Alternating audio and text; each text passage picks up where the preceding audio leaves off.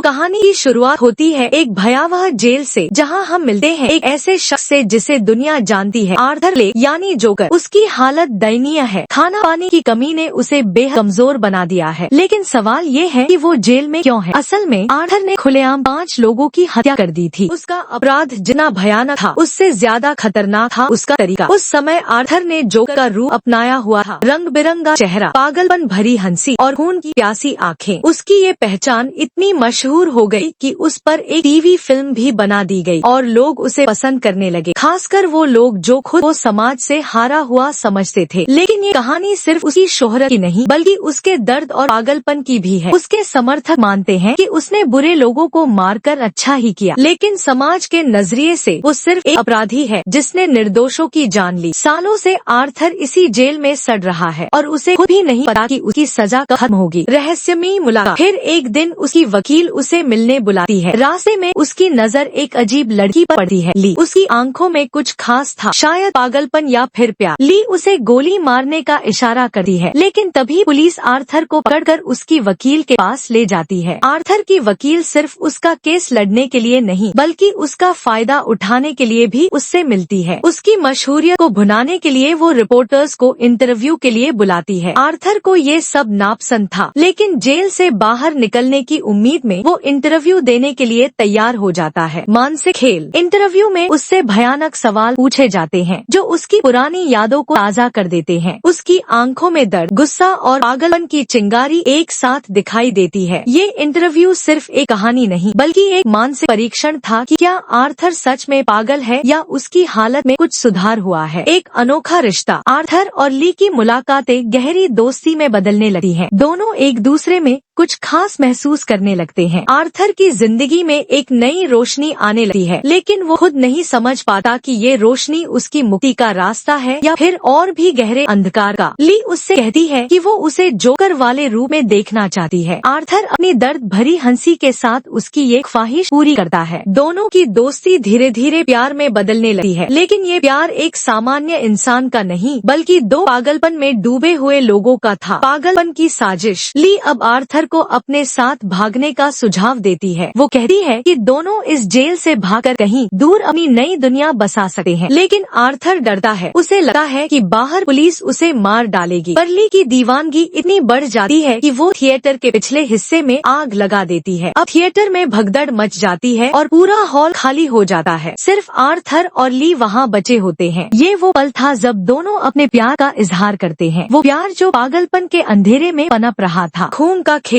अब ली और आर्थर ने जेल से भागने की ठान ली थी, लेकिन इस भागने की योजना में एक खतरनाक मोड़ तब आया जब ली ने उन पुलिस कर्मियों पर हमला कर दिया जो आर्थर को उसकी कोठरी में ले जा रहे थे। ली की आंखों में नफरत और जुनून दोनों थे। आर्थर पहले हैरान हुआ, लेकिन फिर उसकी दर्द भरी हंसी वापस लौट आई। वो हंसी जो सिर्फ तकलीफ में ही बाहर आती थी। दोनों ने मिलकर कई गार्ड्स को मौत के घाट उतार दिया और जेल के बाहर की तरफ भागने लगे। भागने का प्रयास। रात का अंधेरा और बारिश की तेज बौछारें। जेल के बाहर निकलना आसान नहीं था, लेकिन आर्थर और ली का जुनून उनके डर पर हावी हो चुका था। भागते भागते वो जंगल की ओर बढ़ते गए, लेकिन पुलिस ने चारों तरफ जाल बिछा रखा था। हर कदम पर मौत का खतरा मंडरा रहा था। ली की दीवानगी ने उसे और भी खतरनाक बना दिया था। वो अपने हाथों में खून की महक को महसूस कर रही थी और उसे अब रोक पाना मुश्किल था। आर्थर ने ली से कहा, क्या हम सच में ये सब कर रहे हैं? ये दुनिया हमें कभी नहीं अपनाएगी और मैं शायद खुद को भी नहीं समझ पा रहा हूँ। ली की आंखें लाल हो चुकी थी। उसने चिल्लाते हुए कहा, तो फिर क्या? ये दुनिया हमें नहीं समझती तो हमें भी इसे समझने की कोई जरूरत नहीं। बस भागते रहो, और अगर ये दुनिया हमें रोकने की कोशिश करे तो उसे भी खत्म कर दो। अब सवाल ये है कि क्या ये दोनों अपनी पागलपन भरी मोहब्बत के चलते सच में भागने में कामयाब होंगे या फिर इस जुनून की आग में खुद ही जलकर खत्म हो जाएंगे? कहानी अब और भी सनसनीखेज मोड़ लेने वाली है। खतरनाक अंजाम। जंगल में भागते हुए आर्थर और ली को एक पुरानी उजाड़ हो चुकी इमारत दिखाई देती है। वे दोनों वहाँ छिपने का फैसला करते हैं। बारिश की बौछारें थम चुकी थी, लेकिन उनके दिमाग में उथल पुथल जारी थी। ली ने आर्थर से कहा, हम यहाँ से दूर भाग सकते हैं, बस तुम और मैं, बाकी सब भाड़ में जाए। आर्थर की हंसी इस बार दर्द भरी नहीं थी, बल्कि एक खोखली हंसी थी। ली, क्या सच में ये सब हमें मुक्ति देगा या फिर ये पागलपन हमें खुद ही निगल जाएगा? ली की की आंखें फिर से जलने लगी। अगर इस दुनिया में हमें जगह नहीं मिल सकती तो ये दुनिया ही खत्म होनी चाहिए। मौत का सामना। इसी बीच पुलिस ने उनके ठिकाने का पता लगा लिया। चारों ओर से गोलियों की आवाजें गूंजने लगी। ली ने पूरी ताकत से पुलिस का सामना करना शुरू कर दिया। उसकी आंखों में जुनून था और हाथों में खून। आर्थर ने ली को रोकने की कोशिश की। बस करो ली, ये सब खत्म होना चाहिए। खत्म? ली चीखते हुए बोली, हमने शुरुआत की है और तुम ही अब इसे खत्म करना चाहते हो। तुम्हारी ये कमजोरी मुझे कमजोर बना देगी। आर्थर। तभी एक गोली ली के सीने में लगती है। उसकी आंखों की रोशनी धीरे धीरे बुझने लगती है। आर्थर उसकी गोद में सिर रखकर रोने लगा है। उसकी हंसी और दर्द एक हो चुके थे। ली ने कांपती आवाज में कहा, हम हमेशा साथ रहेंगे, चाहे ये दुनिया हमें समझे या नहीं। पागलपन ही हमारी मुक्ति है। और उसकी सांसें थम जाती है। अंतिम हंसी। आर्थर को पुलिस ने पकड़ लिया और उसे वापस जेल में डाल दिया गया। लेकिन अब वो आर्थर नहीं था। उसकी हंसी अब और भी गहरी और दर्द भरी हो चुकी थी। कोर्ट में पेशी के दौरान आर्थर ने अपना अपराध कबूल किया। लेकिन जब उससे पूछा गया कि वो ऐसा क्यों कर रहा है तो उसने सिर उठाकर हंसते हुए कहा, क्योंकि ये दुनिया खुद ही एक मजाक है